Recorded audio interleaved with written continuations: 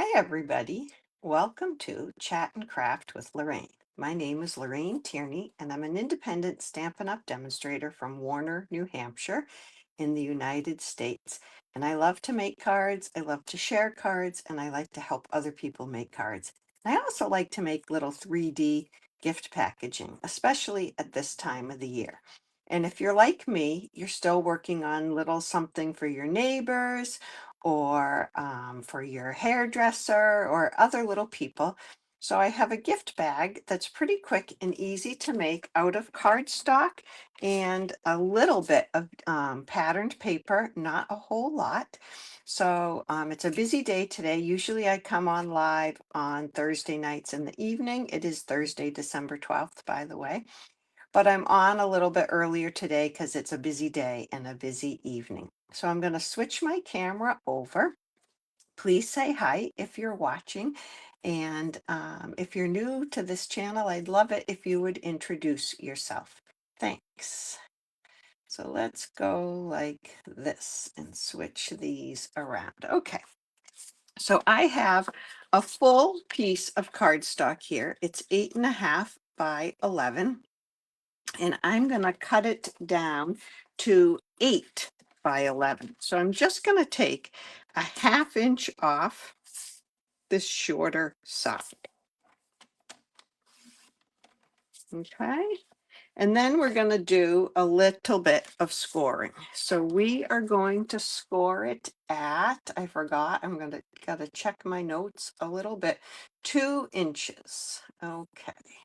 We're going to score it at 2 inches on each side, going the long way, 2 inches that way, flip it and do 2 inches again. And then we're going to flip it at 4.5.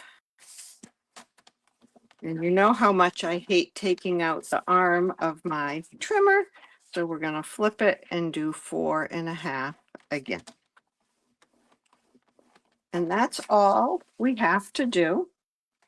And this package goes together without doing any cutting on this. So it's a little bit different. So I'm going to fold and burnish on these score lines.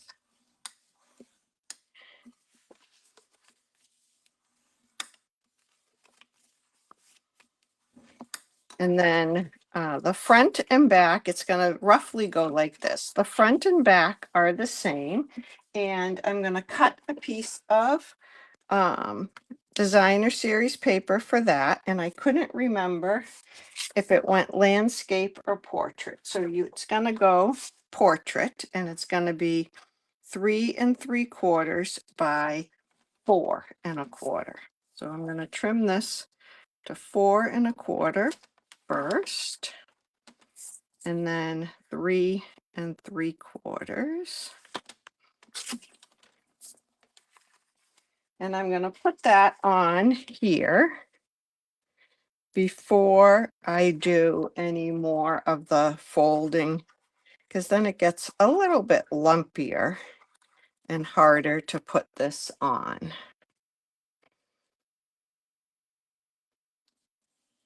Okay. So this is the Snowy Scenes paper, and this paper is on the last chance list.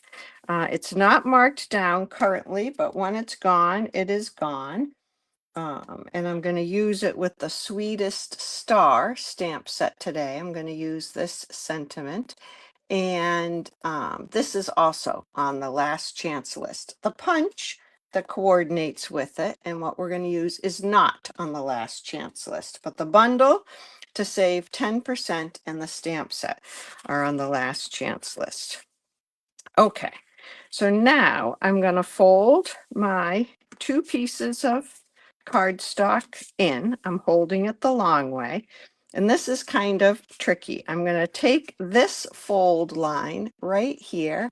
Hi, Cheryl. And I'm going to bring that fold line over to the edge here. And I'm going to help it crease right in the corner by kind of scoring it with my fingernail a little bit. And then I line this up right with that edge. and use my bone folder to give it a good fold. And then I do the same thing over here. So this lower score line is going to come line up right on the left-hand edge. And then I'm going to give it a good crease with my bone folder. Okay, so it kind of looks like that. And then we have to do this end of it. I use my fingernail to help it get over there. And this one doesn't want to line up quite so much, so I'm just going to try to move a little extra cardstock on the inside. Move it so it's folding in the right direction. I think once you try it, you will very quickly get the hang. So it's folded. You start with it folded, and you pick up this score line at the bottom here, and you try to line it up with your outside edge. If it goes beyond your outside edge, it will show when your bag is closed. So this is how your bag goes together. And there's no glue on this. No glue at all. And I just give those a little push into the inside. Hi, Jan. And that is how your bag goes together. So just like that, give them a little push. It's really quick and easy, which is great if you have to make a few of them. And they're cute. They're very cute. And now I'm going to use my crocodile to punch a couple of holes in it. Whoops, not lined up so well anymore. So I can put a ribbon through the top of this. I'll show you in a minute. We'll put a ribbon there. So this is a pretty good size bag. You can hold a granola bar. Okay. And the granola bar measures like, I don't know, 3.5 by 2.5. You could easily hold a couple Hershey trees in there. Who wouldn't want a Hershey's tree, peanut butter Christmas tree? You could probably put a small pouch of cocoa. You could put tea bags in a biscuit. So you could put lots of things in there. So I punched a star with this Sweetest Star punch from another piece of the Snowy Scenes paper. It had penguins and snow globes on the back and these cute little snowflakes and petal pink on the front. And I'm going to use garden green to stamp "May your days be merry and bright." And it fits nicely on that star. I've used that a lot this year. Okay. I'm going to go towards the bottom because I want to put a little tiny hole in the top of that. May your days be merry and bright. The other side of my crocodile has a smaller hole. There we go. And I'm going to put a little piece of crumb cake baker's twine through there. I'm not going to tie it yet because we're going to put our ribbon in first. I'm going to leave this one empty, and I'll have to untie it when I decide what I'm going to give to my neighbors. But at least I'll have one of the packages ready. So this is a real red ribbon that came, oh, I'm out of it. It came in a pack with the crumb cake, I believe, ribbon.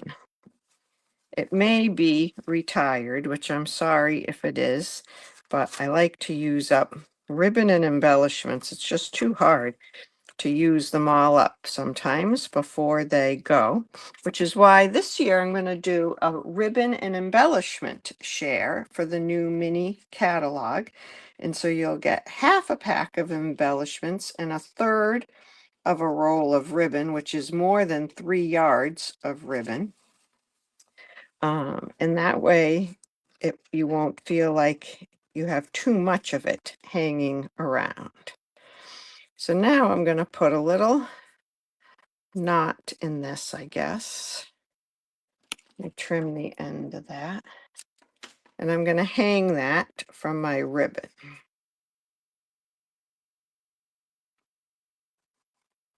On the front. And if we don't like that, we can cut that off and just stick it on the front. Okay. And now I'm going to try to tie a bow. I don't think you can see too much while I do this. And this is one that looks like it's upside down. Let's see if we can encourage these to go the other way. I like to encourage my bows. I think I'm going to tie that again. Okay. Let's try that again. I'm going to go this way this time and see how I do going that way. I think that's better if I can even it out a little bit.